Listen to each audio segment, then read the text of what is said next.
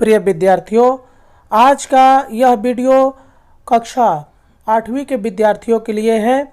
मैं उनके लिए एक पाठ लेकर आया हूं जिसका नाम है श्रम की प्रतिष्ठा। ये उनके गद्य पाठ है जो आपके पहले यूनिट टेस्ट के सिलेबस में है। तो आप इसके सभी प्रश्न उत्तर को अपने कॉपी पे लिख के रखिएगा। यही प्रश्न उत्तर आपके पहले यूनिट टेस्ट में आएंगे। इसका गारंटी मैं लेता हूं 100%। जब आपका पहला यूनिट टेस्ट होगा जो अप्रैल या मार्च के अंतिम महीने में होता है, तो देखिएगा यही सारा प्रश्न आपके यूनिट टेस्ट में लिखा हुआ है। तो आप इसे अपने कॉपी पे नोट डाउन करके इसको याद कर लीजिएगा। आपको यही सारा प्रश्न आपके पहले यूनिट टेस्ट में देखने को मिलेंगे।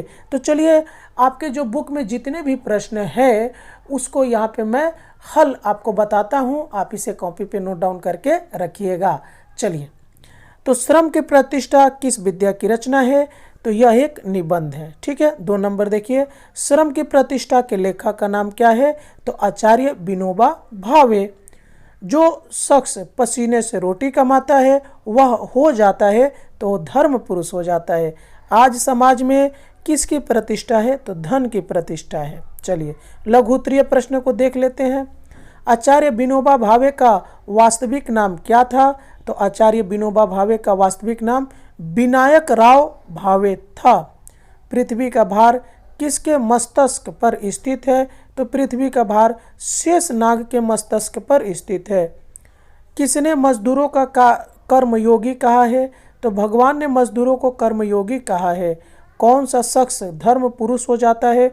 तो जो शख्स पसीने से रोटी कमाता है वह धर्म पुरुष हो जाता है। अपने समाज में किसकी प्रतिष्ठा नहीं है? तो अपने समाज में श्रम की प्रतिष्ठा नहीं है। चलिए, बोधमूलक प्रश्न को देख लेते हैं। धर्म पुरुष किसे कहा जाता है? तो कुछ मजदूर दिन भर मजदूरी करते हैं और पसीने से रोटी कमाते हैं। जो पसीने से रोटी कमाता है वह व्यक्ति धर्म पुरुष कहा जाता है। कौन से लोग हैं जो खा सकते हैं और आशीर्वाद दे सकते हैं, काम नहीं कर सकते? तो ज्ञानी अर्थात विद्वान लोग खा सकते हैं और आशीर्वाद दे सकते हैं पर काम नहीं कर सकते। श्रम की प्रतिष्ठा निबंध का सारांश लिखिए। तो देखिए, इसका जो है ये कोई खास इम्पोर्टेंट प्रश्न नहीं है, जो अक्सर ये एग्ज़ाम में नहीं आता है, यूनिट टेस्ट में, फाइनल एग्ज़ाम में आ सकता है। चलिए, अगला प्रश्न देख लेते हैं हम लोग कि श्रम की प्रतिष्ठा पाठ से क्या प्रेरणा मिलती है? तो इस पाठ से लेखक ने प्रत्येक व्यक्ति को कुछ न कुछ काम करने की प्रेरणा दी है।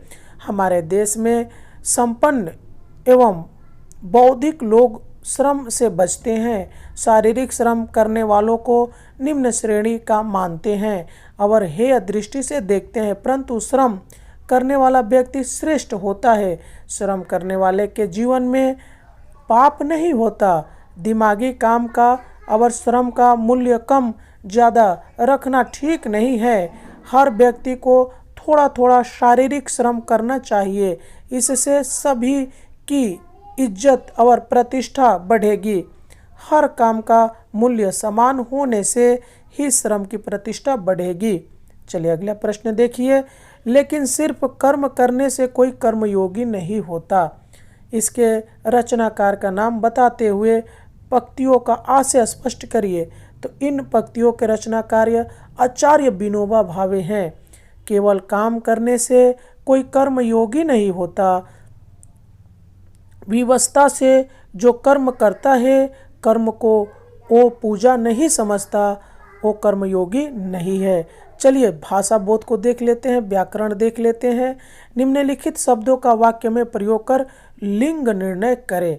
पृथ्वी, यह पृथ्वी धन धान्य से भरी है। ये क्या है? स्त्रीलिंग है। कर्मयोगी, तो वाक्य बना है कर्मयोगी काम को पूजा समझता है, ये पुल्लिंग है। तालीम, तो हर लड़के को अच्छी तालीम मिलनी चाहिए, ये क्या है? स्त्रीलिंग है। उसके बाद है प्रतिष्ठा, अच्छे आचरण से प्रतिष्ठा मिलती है, ये भी क्या है? स्त्रीलिंग है। मजदूर, मजदूर दिन भर परिश्रम करता है, ये क्या है? पुल्लिंग है। इज्जत, अच्छे काम से इज्जत बढ़ती है, ये क्या है? स्त्रीलिंग है। व्यवस्था, हमारे यहाँ खान पान की अच्छी व्यवस्था, ये क्या है? स्त्रीलिंग है। अब आगे देखिए, निम्नलिखित वाक्यांशों में आए कारक विभक्तियों का नाम लिखिए। अब देखिए, रामायण में भी कहानी है। सीता का जाना कैसा होगा? धर्मराज ने राजसूय यज्ञ किया। बुड्ढों को काम से मुक्त करना ही चाहिए। अब देखिए का क्या दिया है कि रामायण में, तो ये क्या हो गया? अधिकरण कारक। सीता का, ये क्या हो गया? संबंध कारक। धर्मराज ने यानी कर्ता कारक। राजसूय यज्ञ यानी कर्म कारक। बुड्ढों को यानी कर्म कारक। काम से माने आपादान कारक। जैसे एक होता है ना कि कर्ता ने कर्म को करण से आपादान के लिए संप्रदान संबंध, ये उसी पर यह आधारित है। निम्नलिखित शब्दों के विपरीतार्थक शब्द लिखिए। यानी पृथ्वी का क्या होता है? उल्टा शब्द आकाश। और नालायक का क्या होता है? लायक। उपकारी का क्या होता है? अपकारी। नीच का क्या होता है? ऊंच। पाप का क्या होता है? पुण्य। जीवन का क्या होता है? मरण या मृत्यु। उचित का क्या होता है? अनुचित। निम्नलिखित शब्दों के परिवाची शब्द लिखिए। पृथ्वी का क्या होता है? धरती, धरा, भूमि। भगवान का परमात्मा, प्रभु, जगदीश। रात का रात्रि, निशा, रजनी। शरीर का देह, तन, काया। लज्जा का लाज, शर्म, हाया। तो चलिए, ये सारे प्रश्नों का हल मैं इस वीडियो में बता दिया। मिलते हैं किसी और वीडियो में, तब तक के लिए जय हिंद।